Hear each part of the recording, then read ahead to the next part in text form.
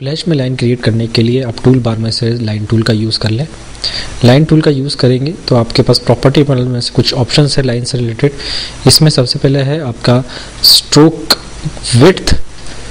तो अगर आप जैसे नॉर्मली अगर आप लाइन क्रिएट करते हैं तो स्ट्रोक विड्थ 1 के हिसाब से आपके पास लाइन क्रिएट होगी। अब आप जैसे इसमें बढ़ाते हैं तो आप उस हिसाब से आप अपनी स्ट्रोक का विड्थ एडजस्ट कर सकते हैं।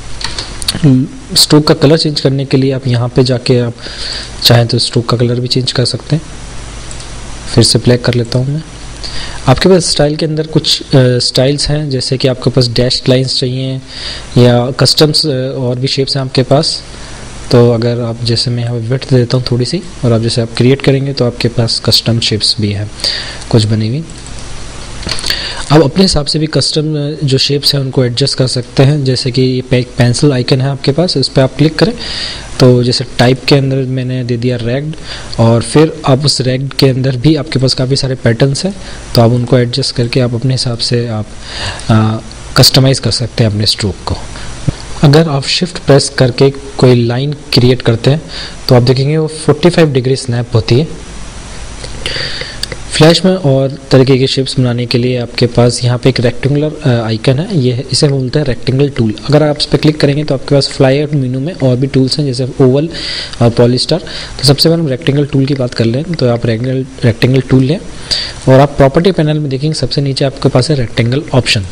अब इसको खोलें तो आपके पास यहाँ पहले से कुछ वैल्यूज़ हैं मेरे पास, तो उनको मैं रीसेट कर लेता हूँ। आप रीसेट का बटन देख रहे हैं, आप सब रीसेट कर लें तो आपके पास आप वैल्यू 0 0। एक्चुअल में ये ऑप्शन इसलिए हैं कि आप अपने रेक्टेंगल के जो चारों कॉर्नर्स हैं उसको आप राउंड कर सकते हैं। ठीक है, तो बेसिकली अगर डिफ़ॉल्ट वैल्यूज़ पे अगर आप रेक्टेंगल क्रिएट करेंगे तो देखेंगे आपके कॉर्नर्स बिल्कुल शार्प हैं। ठीक है, अब मैं यहाँ पे कुछ वैल्यूज़ दे लेता हूँ। जैसे मैंने 30 वैल्यूज़ दे दिए, और आप देखें अगर 30 वैल्यूज़ के साथ में अगर कोई क्रिएट करता हूँ रेक्टेंगल तो उसके जो कॉर्नर्स हैं वो काफ़ी राउंडेड आ रहे हैं। अब आप देख रहे होंगे कि छोटा सा आइकन ये है आपके पास, ये लॉक्ड आइकन है एक तरीके से। मतलब अगर आप 30 वैल्यूज़ किसी एक टेक्स्ट बॉक्स में देते हैं तो सारे में वो 30 वैल्यूज़ आ जाती है। तो इस लॉक को जैसे आप अनलॉक कर लें, ठीक है। फिर मैं यहाँ पे थोड़ी सी वैल्यू चेंज कर लेता हूँ तो देखें आप किस तरह का रेक्टेंगल आप बना सकते हैं। अब देख रहे होंगे कि जो कॉर्नर है स्टार्टिंग का वो बहुत छोटा है और बाकी सब फिर 30 के हिसाब से है।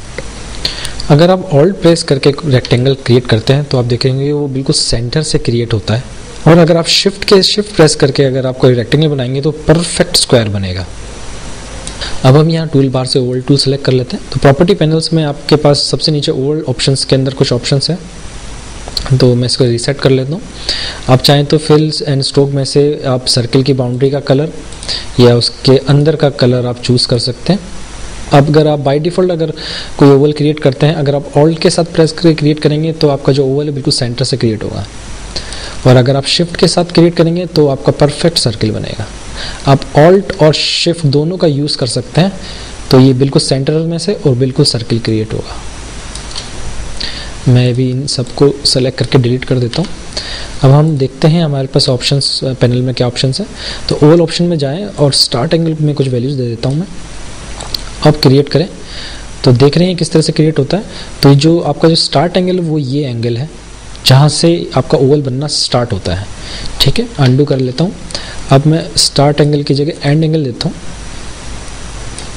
और फिर क्रिएट करें तो आप देख रहे हैं जहाँ से ये अब जो एंगल है वो ये एंगल है जो है 121 एंगल। तो देख सकते हैं किस तरह से आप एंड एंगल में ये शेप क्रिएट हो रही है। अंडू कर लें, मैं एंड एंगल को वापस रीसेट कर देता हूँ। अब है हमारे पास इनर रेडियस, मैं कुछ रेडियस देता हूँ यहाँ पे। अगर आप क्लियर करें तो आप देखेंगे यहाँ पे अंदर एक रेडियस मिलेगी आपको।